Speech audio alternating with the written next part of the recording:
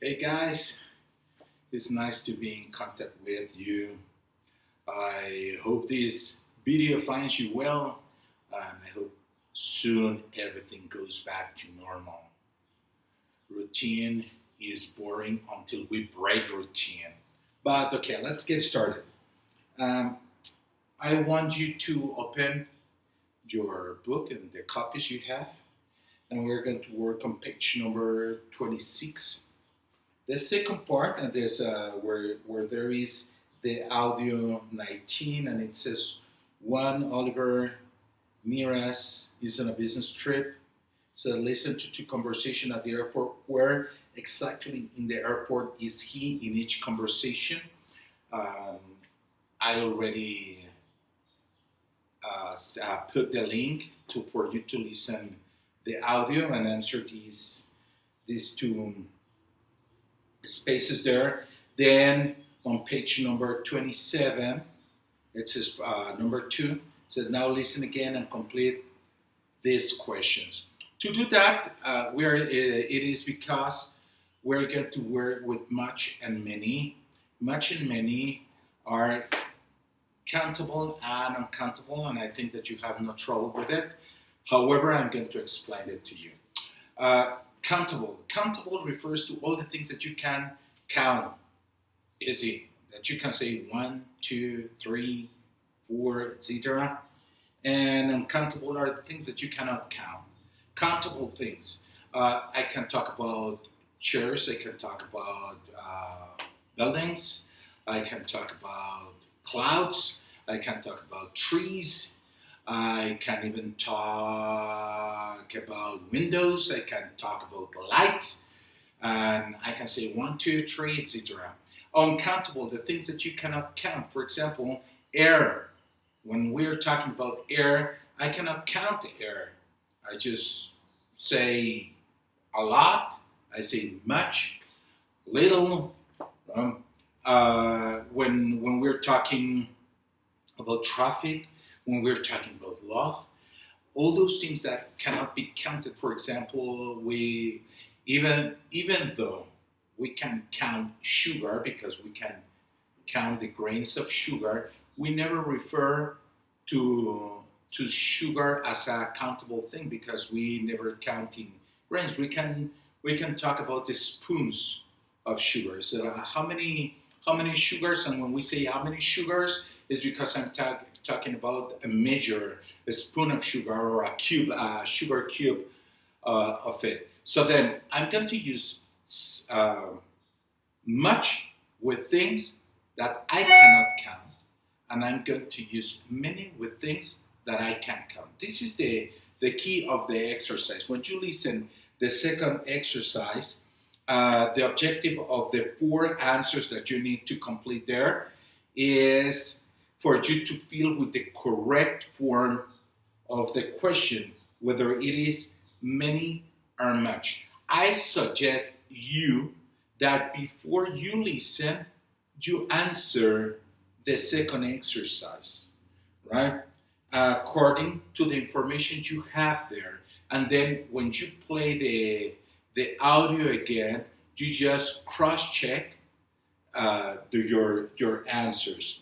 Then it's customs regulations. Customs refers to this part of the airport when you have to register when you arrive from a foreign flight.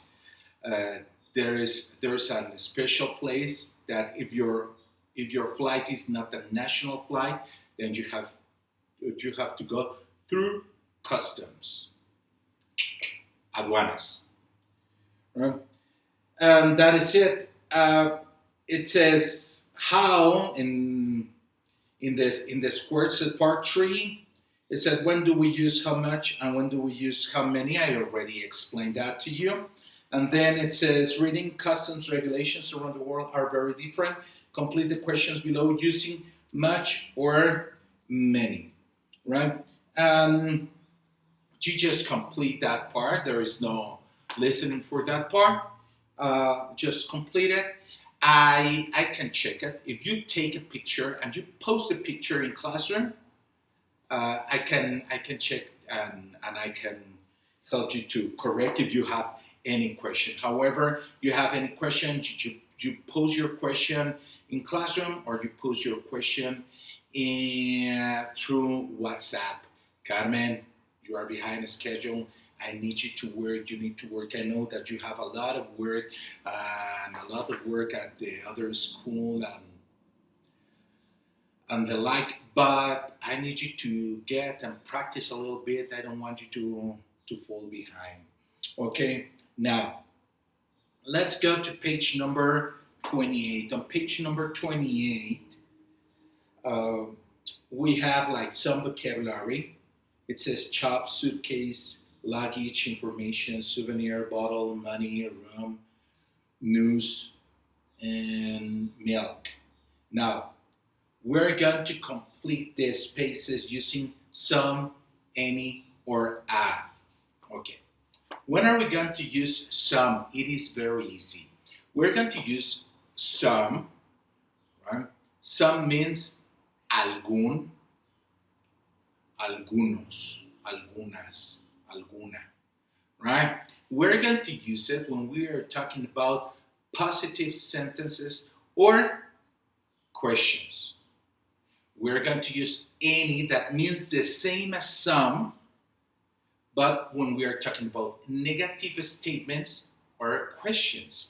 Now, I'm telling you that you use some and you use any in questions.